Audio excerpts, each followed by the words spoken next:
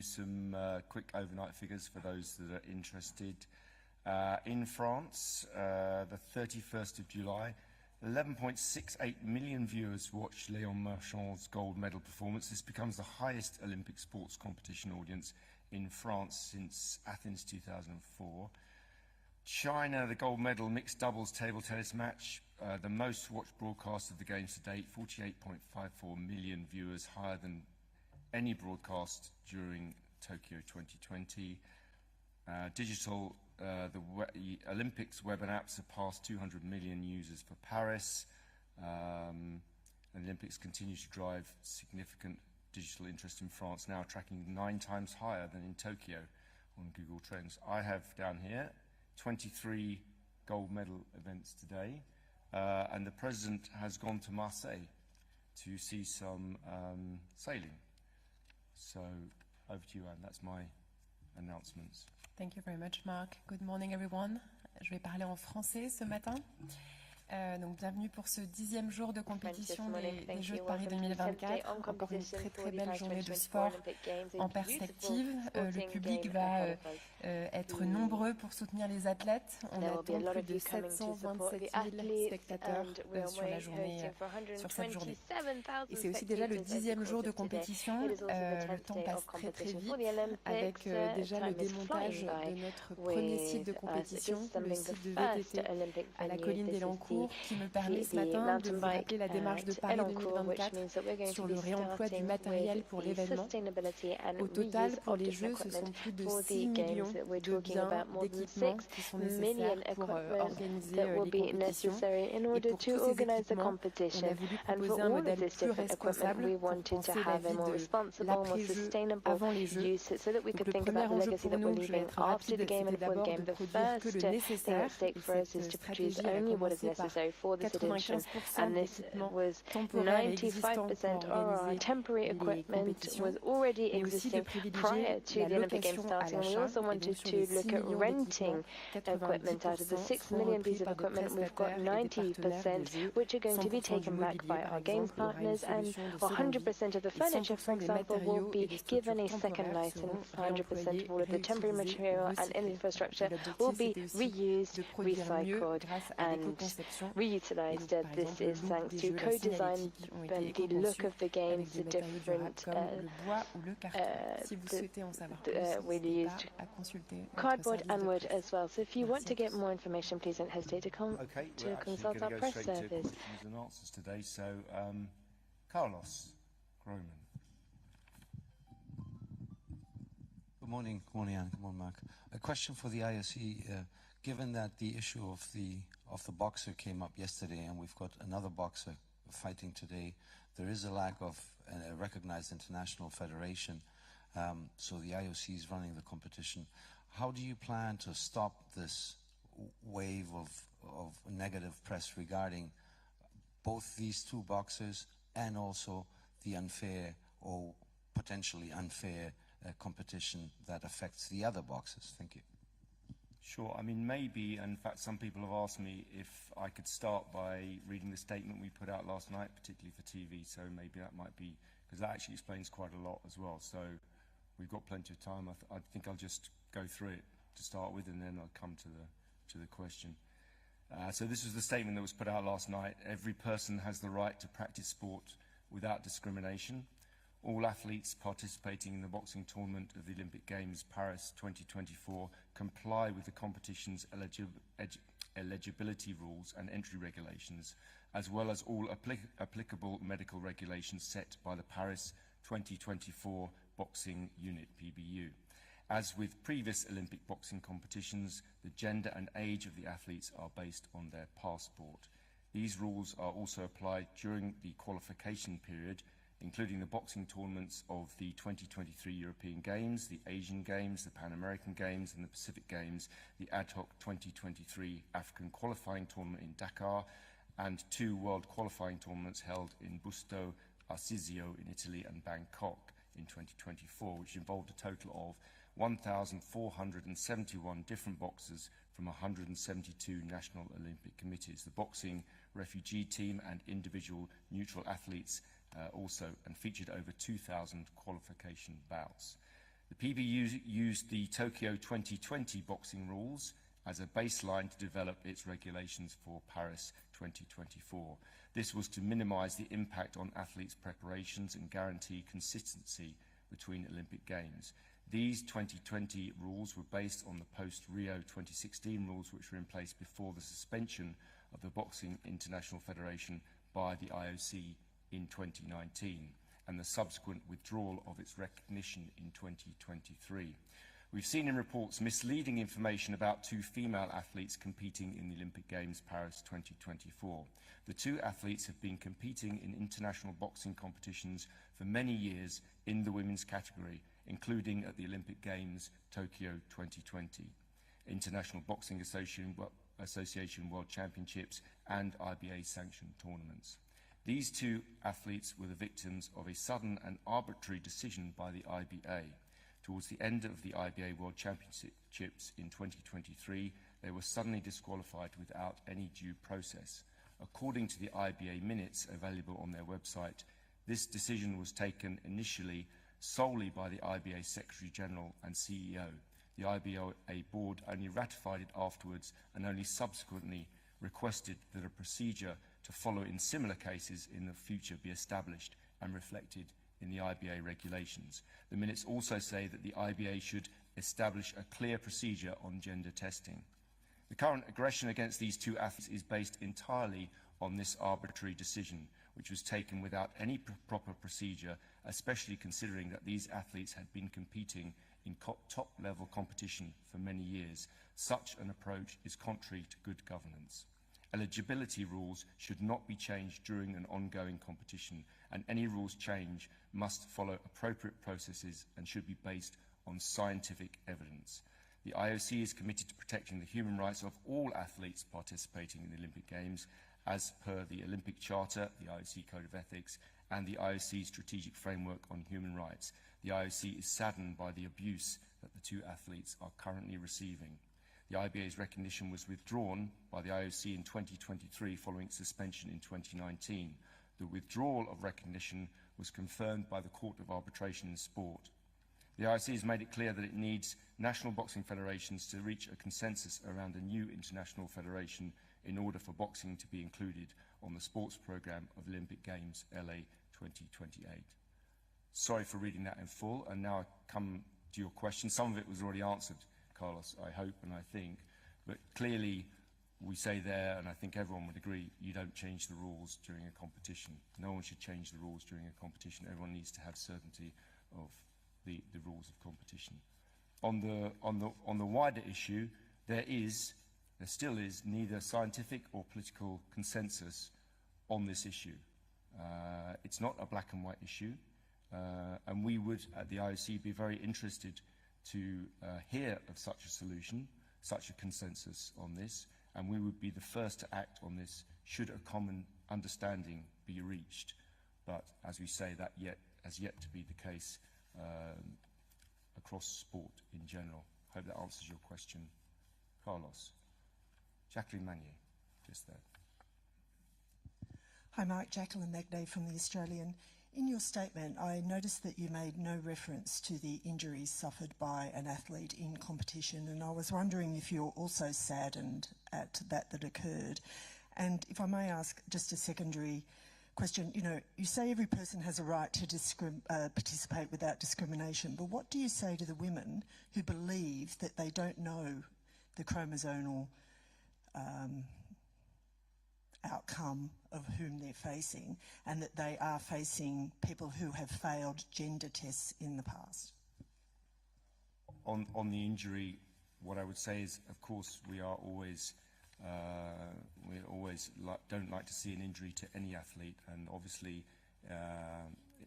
this injury, like all the others, we hope that she makes a good and full recovery.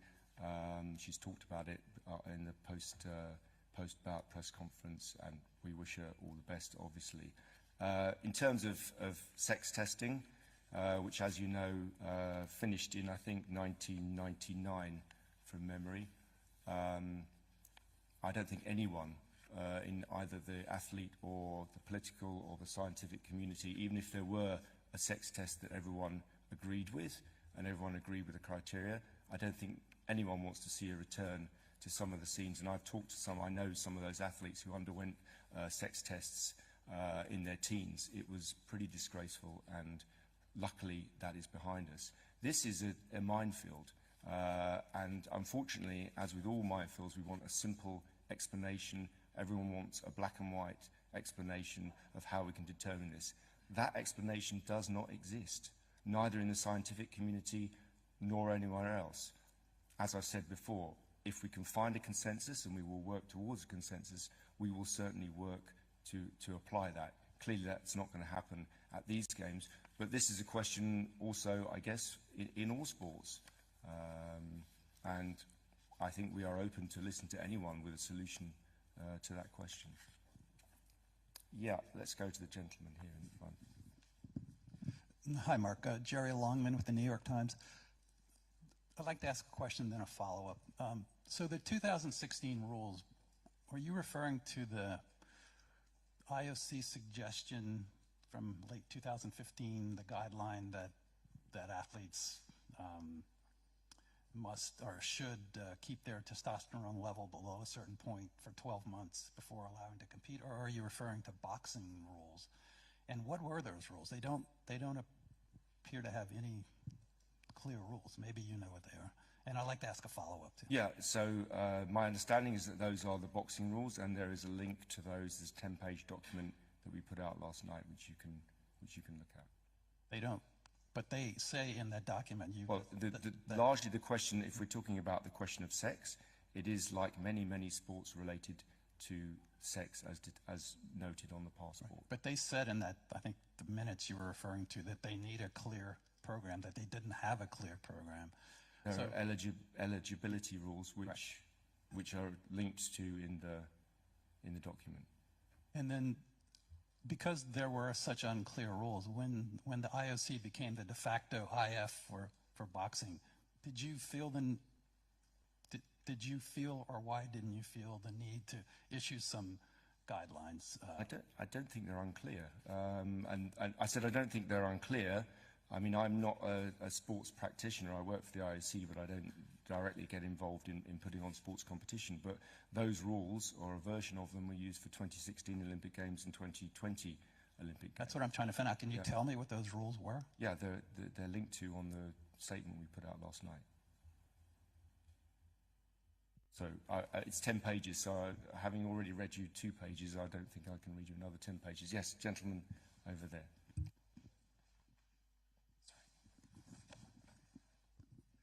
Thanks, Mark. Richard Carter from AFP.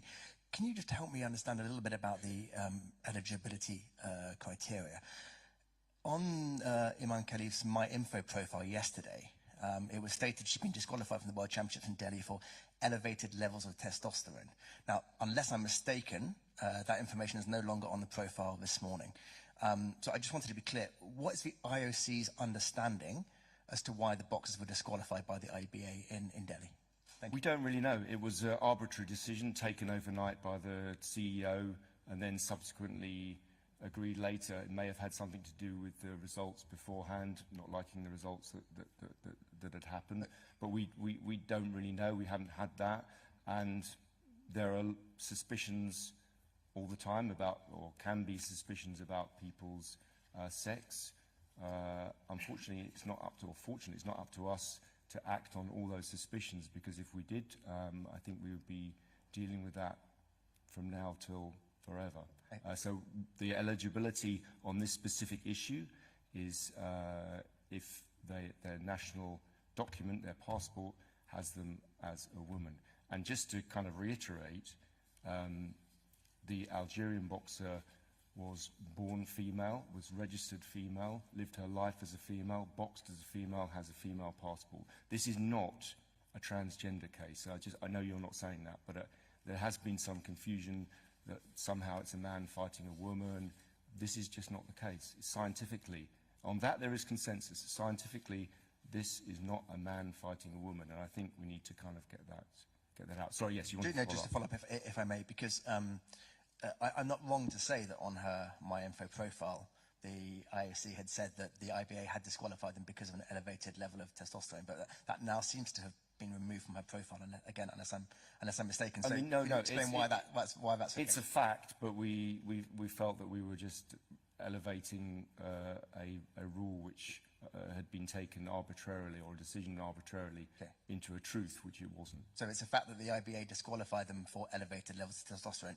I don't know. I understand, but it's not really clear. I think that's the case. I would have to go back to the. All right, thank you. Okay, let's go down here.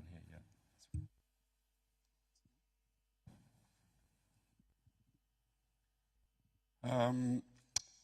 Something not related to boxing. Yesterday, Peter Palchik won a bronze medal in judo from Israel. He celebrated by kissing a military flag with some of the audience there. And earlier this week, there was a video from the Olympic Village where he spoke highly of the brave and proud IDF soldiers. According to the Olympic Charter, one of the fundamental principles of Olympism is promoting a peaceful society.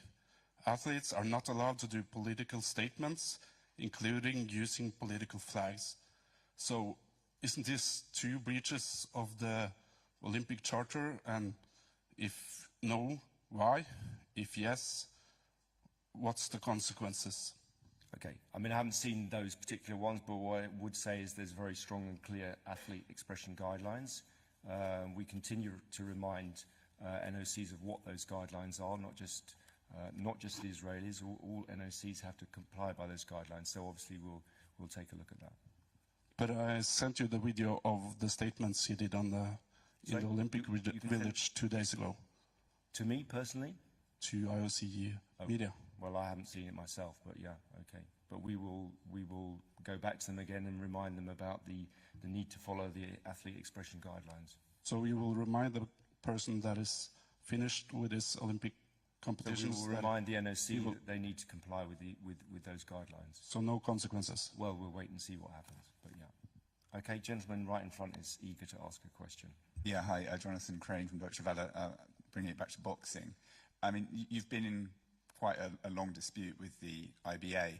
I'm just wondering whether that dispute, animosity, has clouded your judgment a bit on the matter, and whether, knowing that they were disqualified at the World Championships, could you have nipped this in the bud a bit earlier and prevented some of the abuse that we have been seeing on social media? And linked to that, Imane Khelif, the president of the IBA, has put out, I would say, some pretty unsavory videos in recent days, especially targeting the president of the IOC, Thomas Bach. What is your comment and reaction to those? Thank you.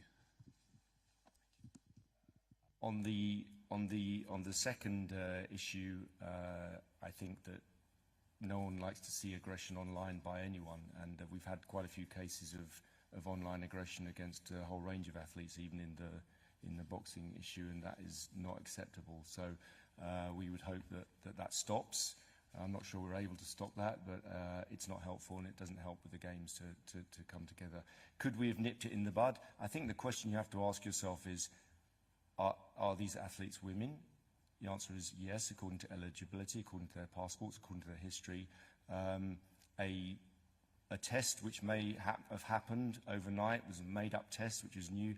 I don't think we should give that any credence at all. If we start acting on every issue, every allegation that comes up, then we start having the kind of witch hunts that we're having now. But yes. But, I mean, you kind of, and following on from the AFP question, you kind of did give it credence because it was on the website. It's a factual thing that they did.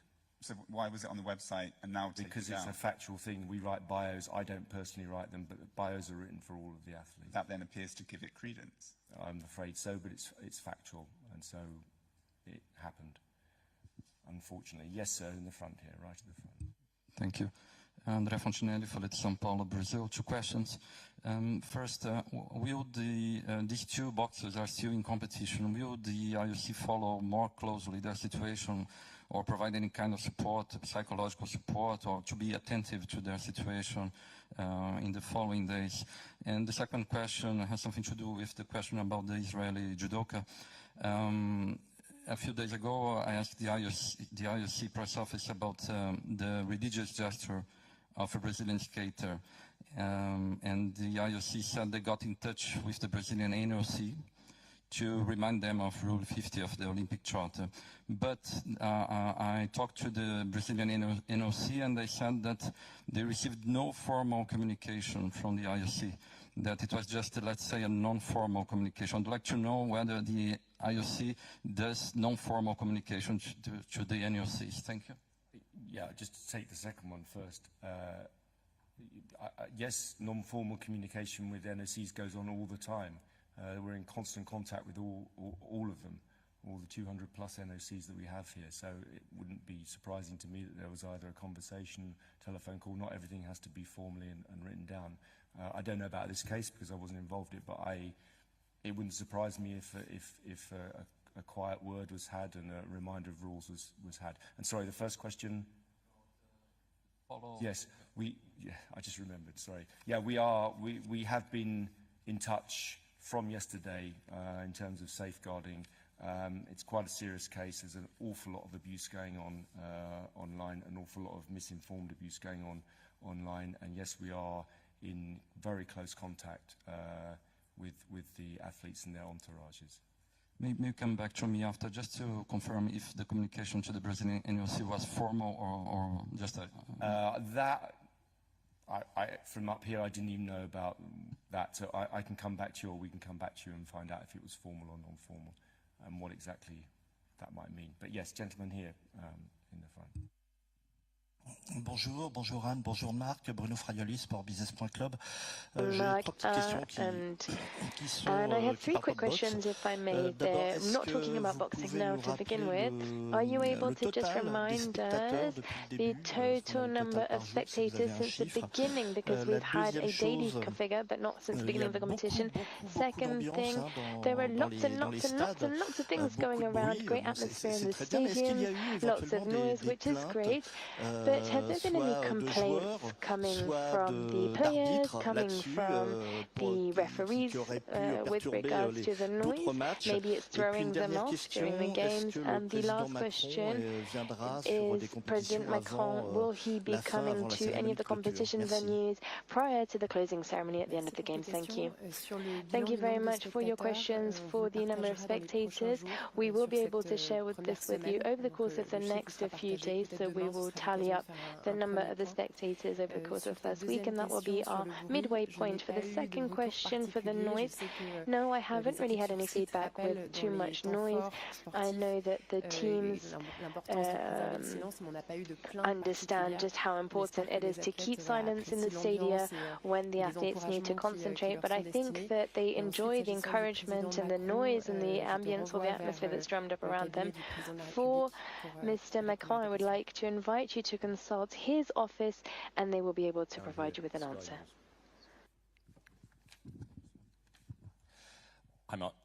Obviously it's a very challenging situation, this for the boxing, but ultimately a decision has to be taken, whether it's now or with the new regulations. Would you favour inclusion or safety of athletes? To state the obvious first, obviously it's not up to me, but the IOC, I think, is always trying to do a balance between inclusivity and fairness, to put it more broadly, also safety. And that is a difficult one and something that we'll have to look at. But that's an entirely separate question to what's going on here, which is a woman boxer being stigmatized and forced out of potentially forced out of a competition. I think that's a different issue. But in general, in terms of safety of the athletes, we're never tired of saying is our number one concern. The athletes are at the centre, so obviously we need to look after them. We need to make sure that they're safe, and there are all sorts of safeguards, particularly in the combat sports, particularly in boxing, to make sure that remains the case. Just now I've interviewed the British Culture Secretary, Lisa Nandy, who said she said she felt uneasy watching this fight. Did you also feel uneasy watching the fight unfold yesterday? And did did you feel yourself for the safety of Angela Carini? My views are neither here nor there. I watched it for professional reasons. I watched it, and as for Lisa Nandy's comments, again, I can't comment on how she feels or how she should feel. To my mind, it was a qualifying match bout in boxing between two women boxers. If you want my actual personal view, yeah, it was very short, so there wasn't very much for me to really kind of start to follow, but it was over far too quickly for everyone concerned, I think, unfortunately. Yeah. Yeah, gentlemen, 3 over there. Hi Mark, Tom Morgan at The Telegraph. Brett Hawke says 100-metre freestyle world record is not humanly possible. We've had a booed bronze last night. Are Chinese swimmers clean?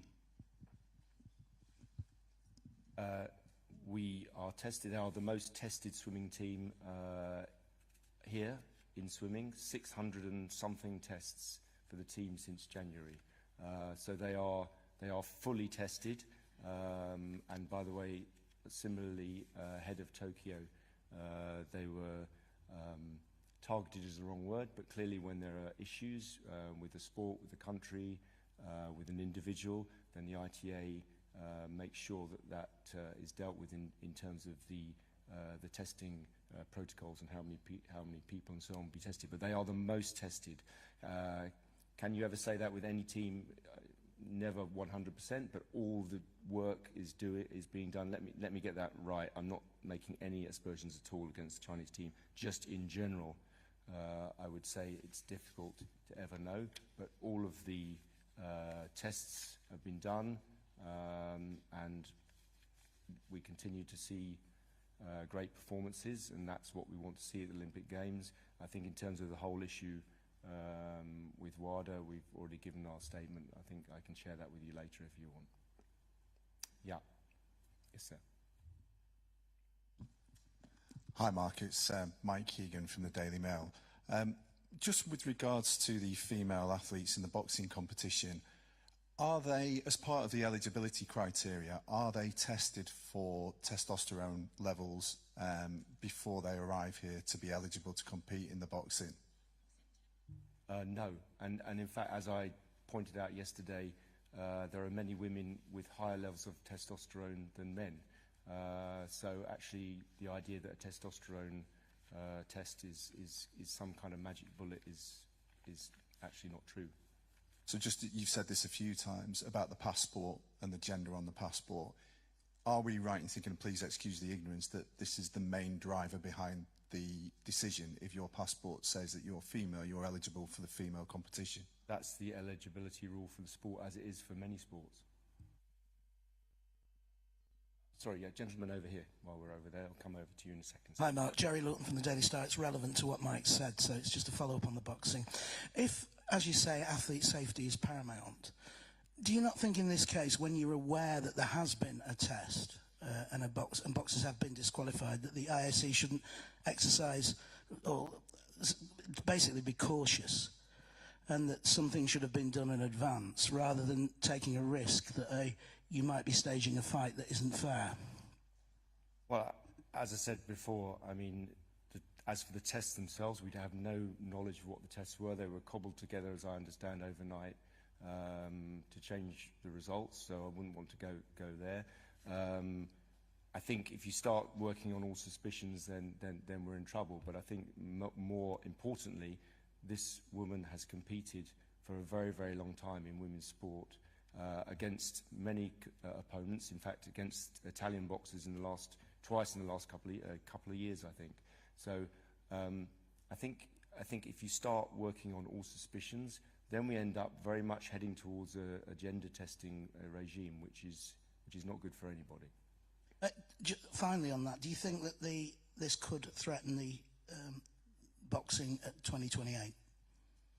Well, as I said yesterday, we sincerely hope that boxing will be on the programme for 2028. It's a sport, not just a good sport to watch, It's also a sport which does an awful lot in terms of socially deprived areas and socially deprived people. So we absolutely actively want it to be on the Olympic Games, which is why we took our role in the last 2 games. But we are not a federation.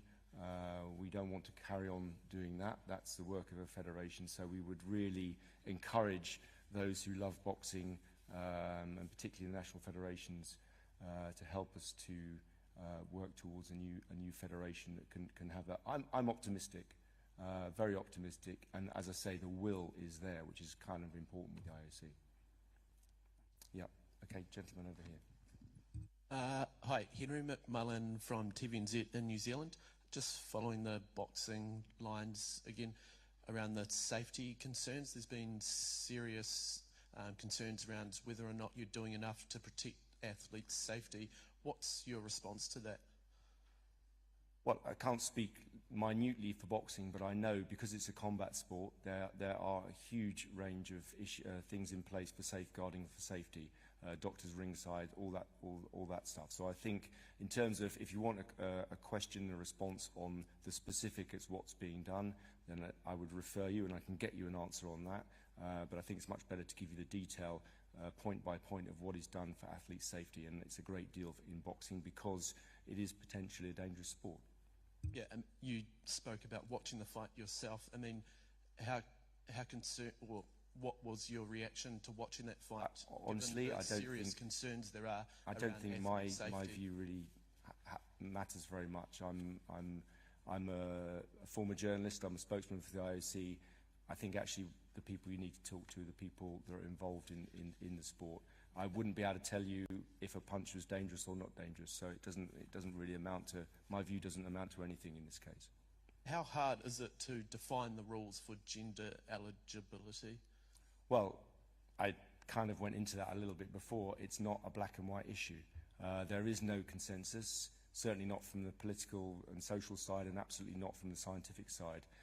It's a whole range of different indicators. One of the reasons why we did away, as I understand, with the sex testing is because it's impossible to have a sex test that is comprehensive and works and is not discriminatory. So it's very difficult. But I would also say, again, we have the will. We want, if there is a consensus, if we can get towards a consensus, we would be happy to implement that. But for the time being, we have to go on what we have, which is the passport. And what have you asked of the boxing sanctioning body?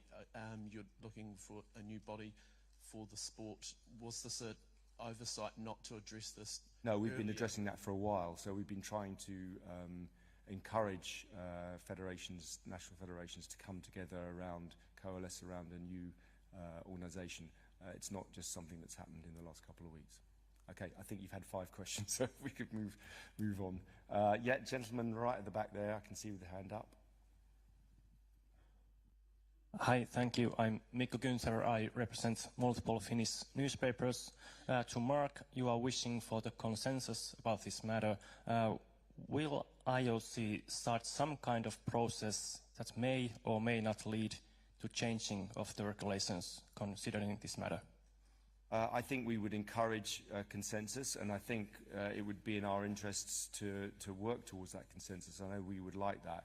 I'm not going to make policy on the hoof here, it's sitting up here, but I wouldn't be at all surprised if it's something that we don't consider very seriously after the games, Olympic Games in Paris are over. Yes, Graham, down here from AP.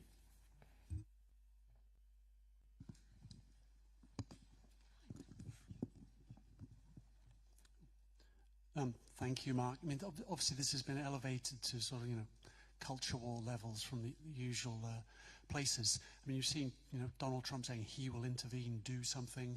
You've got a head of government in Serbia where you've got an EB member turning it into an issue. I mean, the IOC operates at a very high diplomatic level sometimes when it needs to. Are you looking to sort of send a message or intervene with the people to try to calm this down? And from your own kind of media monitoring, do you see that this is being fueled online by, a coordinated disinformation campaign? I wouldn't say that. I have no evidence of that at all, and people are fully entitled to their views. The only plea I would make is that people made those views clear based on knowledge, correct knowledge, and I've seen a lot of misinformation around on social media particularly, which is damaging. And if you put yourself in the position of those two boxers being put in the public spotlight on this issue, I think it's pretty emotionally damaging for them. And then on the second one, yeah, I mean, you see the issue right there about consensus. We have athletes from the territories of 206 National Olympic Committees taking part here. There are views ranging from one extreme to the other, and many more in the centre. So reaching a consensus is, I mean, it's what the IOC has done in so many fields over the past 100 odd years. It's what we do, but it is difficult, and particularly on this thorny issue, which, as you say, is part of a whole kind of culture war discussion. And you know, for us here, what I would urge is, and I know you're all responsible journalists, what I would urge is that we try to take the culture war out of this and actually address the issues and the people, and think about the people, the individuals concerned, and the real damage that's being done by misinformation. Yes, Tracy. Hi, Tracy from the Australian Radio Network and the Sports Ambassador podcast. At the moment, we're waiting for a final decision from the European Court of Human Rights, from the full bench, regarding Caster Semenya. She won an original hearing saying that her rights had been violated with the DSD regulations. How closely is the IOC following that decision when it comes out, and do you think it will impact the route that sports take with regard to DSD regulations in the future?